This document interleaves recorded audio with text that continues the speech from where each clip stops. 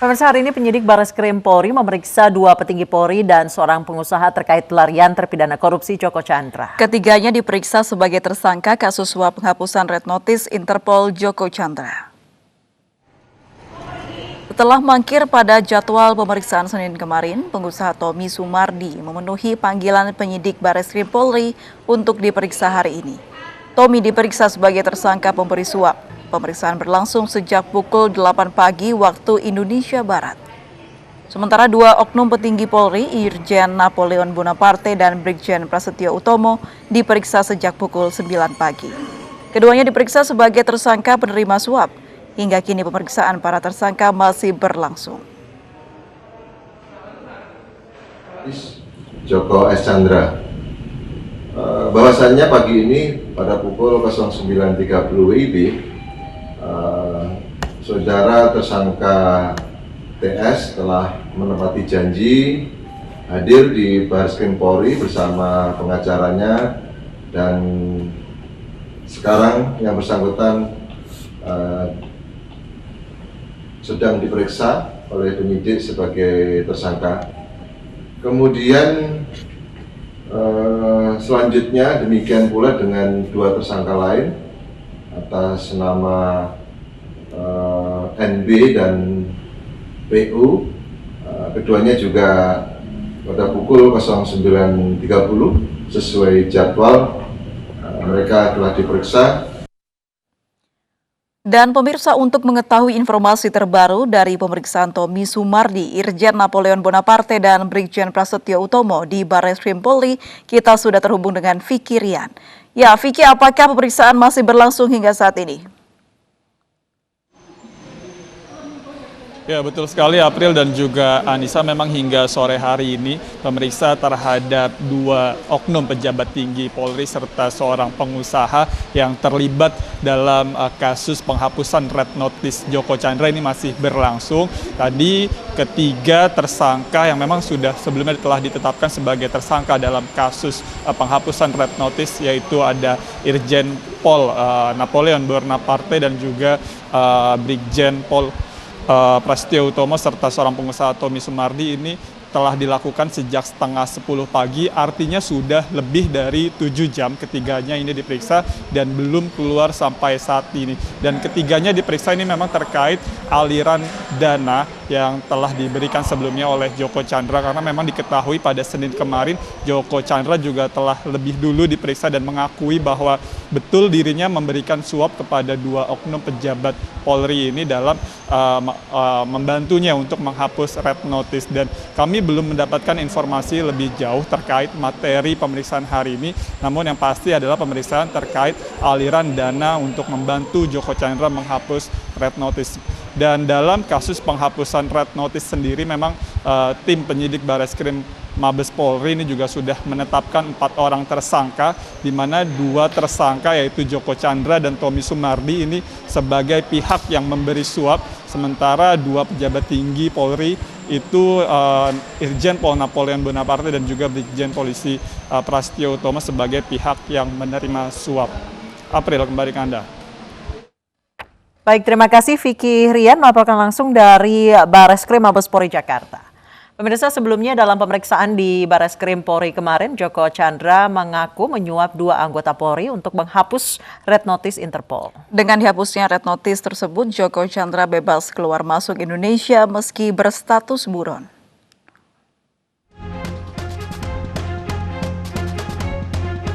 Terpidana kasus korupsi pengalihan hak tagih Bank Bali Joko Chandra diperiksa penyidik Barreskrim Polri Senin kemarin.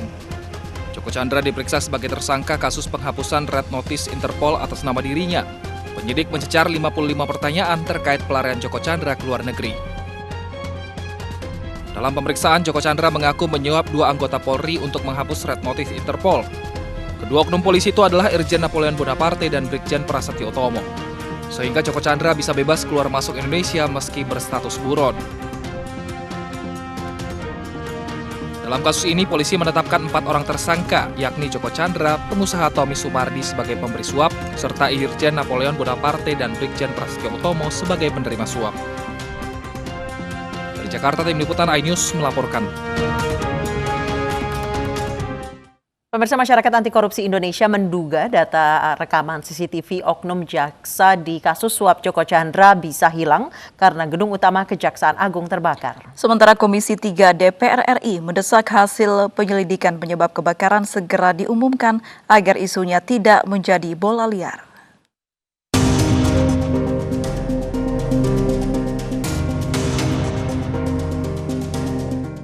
Ini ruang kerja Pak Jaksa Agung. Kondisi di dalam terlihat sudah rata. Ini adalah salah satu sisi yang disebut-sebut ruang Jaksa Agung yang hangus terbakar 2 hari lalu. Ada di lantai 2 gedung utama ruang Jaksa Agung berdamping dengan ruang Wakil Jaksa Agung. Kumpul dan di ujung itu ruang rapat Pak Jaksa Agung. Wakil Jaksa Agung meminta masyarakat tidak membuat spekulasi penyebab kebakaran karena polisi masih menyelidiki. Apalagi gedung utama yang terbakar bukan tempat menyimpan data tindak pidana umum dan pidana korupsi. Kita tidak boleh memberikan berita yang sifatnya spekulasi, ya. Bahwa gedung itu adalah gedung utama yang bukan tempatnya penyimpanan berkas perkara. Jadi tolong, ya, tolong. Saya juga berharap pada rekan-rekan ICW, ya, gitu, untuk rekan-rekan yang lain sebagai pengamat, bantu kami untuk bisa bekerja dengan baik, ya. Kemudian tunggu dan sabar bagaimana hasil dari laboratorium forensik. Kecurigaan sebagian masyarakat dianggap wajar anggota Komisi 3 DPR RI yang kerap berkoordinasi dengan Kejaksaan Agung. Pasalnya, peristiwa kebakaran terjadi saat Kejagung sedang dalam sorotan di kasus suap Joko Chandra yang menyeret salah satu jaksanya. Karenanya, Kejaksaan Agung harus segera mengumumkan hasil penyelidikan agar kebakaran tidak menjadi isu yang kian liar. Karena semua orang akan bertanya-tanya dan menduga-duga karena urusan Kejaksaan Agung urusan perkara. Urusan perkara adalah urusan berkas-berkas, sehingga orang membaca atau beranggapan di situ banyak berkas yang mungkin terbakar. Meskipun sudah dibantah oleh Kejaksaan Agung, kita semua tahu bahwa apa yang sedang terjadi di Kejaksaan Agung, proses jaksa itu juga sudah ditangani, di kepolisian juga sudah ditangani yang berkaitan dengan kasus Joko Chandra ini, ya. Masyarakat Anti Korupsi atau MAKI menyebut bisa saja data sejumlah tindak pidana dan tindak korupsi aman dari kebakaran Kejaksaan Agung. Tapi MAKI menilai kebakaran ini setidaknya membuat data sejumlah CCTV terutama di lantai 3 hilang. MAKI menyebut data CCTV sangat penting mengembangkan suap yang sedang disangkakan kepada Jaksa Pinangki di kasus Joko Chandra. Itu setidaknya merekam kegiatan oknum Jaksa Pinangki yang sudah ditetapkan tersangka. Bahwa dia ketemu orang, didatangi orang yang diduga itu titik awal untuk mengurusi Joko Chandra. Orang tersebut inisialnya R dan sudah dipanggil sebagai saksi. Kebakaran gedung utama Kejagung diduga muncul pertama kali dari lantai 6. Hari itu, 3 pekerja memasang wallpaper dan parket di aula lantai 6. Sejauh ini, polisi telah memeriksa 19 saksi dan mengambil sampel arang dan abu di lokasi kebakaran demi penyelidikan.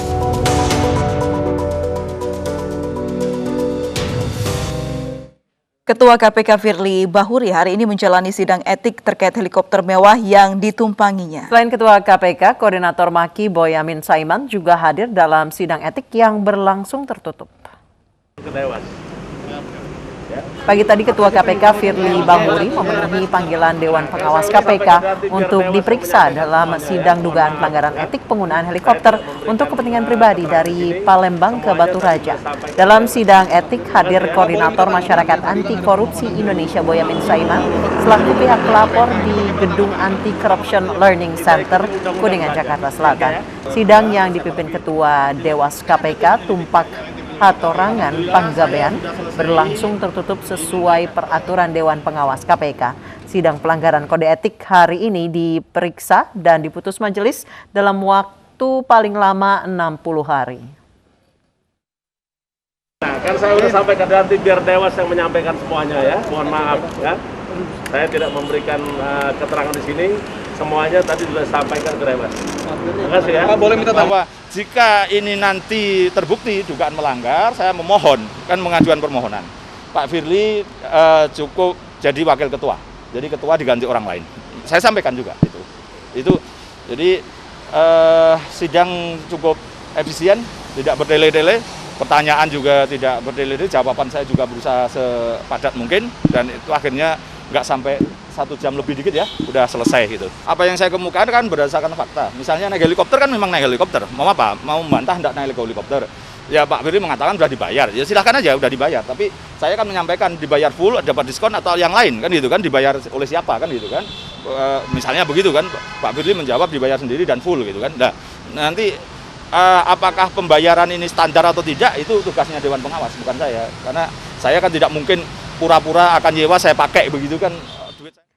Presiden Joko Widodo meresmikan jalan tol Banda Aceh Sigli siang tadi. Jalan tol yang diresmikan Presiden Jokowi membentang sepanjang 13,5 km. Peresmian jalan tol Banda Aceh ini merupakan bagian dari pembangunan tol Sumatera yang menjadi proyek strategis nasional untuk mendukung kelancaran arus distribusi dan percepatan pemulihan ekonomi nasional. Jalan tol pertama ini rencananya akan menyambungkan Aceh dengan Lampung sepanjang 2.765 km. Presiden Jokowi juga berpesan kepada pemerintah daerah agar akses jalan tol dapat menghubungkan ke sentra-sentra pertanian, wisata, dan industri di Aceh. Dan kita tahu untuk menyambungkan Aceh nanti sampai ke Lampung yang memiliki panjang 2.765 km, ini kita harapkan akan mendorong pertumbuhan, akan mendorong pemerataan ekonomi, pertumbuhan ekonomi dan pemerataan ekonomi di Pulau Sumatera. Dan tentu saja bisa meningkatkan efisiensi untuk waktu tempuh